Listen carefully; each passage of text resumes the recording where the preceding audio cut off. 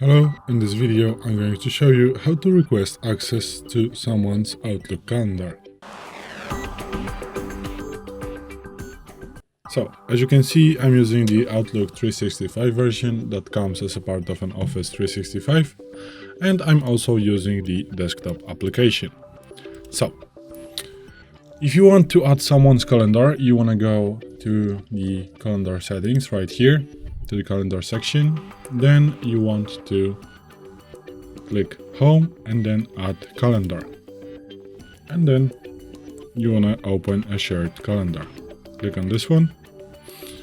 Now you can put the name of the calendar, but also you can just from your contacts select the person that you want to view the calendar. So let's say I want to view this person's calendar, then click OK, and then again OK. And now, as you can see, the Outlook gave me a notification that we can't add the calendar for HardReset right now. Please try again later. And this notification, came out because this person didn't share the calendar with me. So the only option to ask them to request an access to their calendar is to write them an email. So what you want to do right now, create a new email to this person, and this one, subject,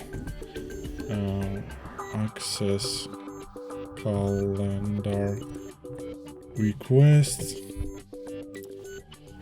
please send and share with me your calendar. For example, you want to write something like this. Oh, sorry, I wrote calendar with two L.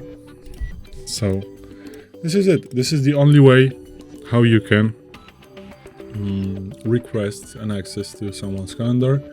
There is no other way in the Outlook to do this. So this is it. Thanks for watching. I hope this video helped you.